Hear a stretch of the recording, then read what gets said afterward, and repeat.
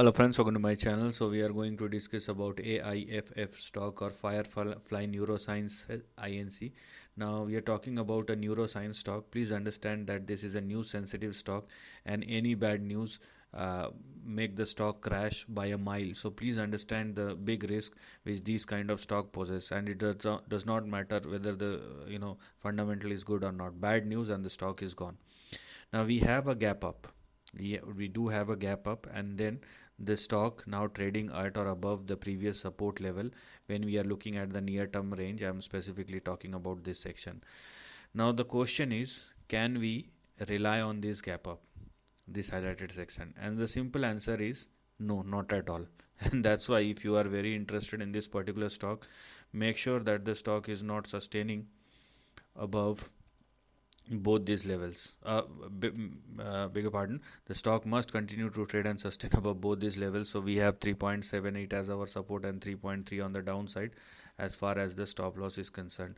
So because AIFF continue to trade and sustain above 3.3 and 3.78, and if it will continue to do so, then in that case we're gonna have our immediate target, which is 5.13. So the condition is, because the stock is trading above both 3.3 and 3.78, that's why the target is still active, which is 5.13. In case the stock surpasses 5.13, then we have 8.28 and we have 11.7, and the stock can even stretch up to the upper end of the range, which will be in between $15 and $16. So yes, we do have some big swing, or the stock may revisit the upper end of the range, but the volatility is quite high and it is very evident. You can clearly see the moves. Okay, you can clearly see the move, the stock. And because the stock is trading above both 3.3 and 3.78, that's why we can expect an upside, and the moment it falls below 3.3 or less, downside will start again.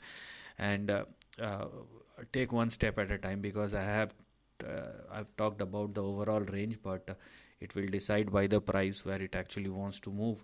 And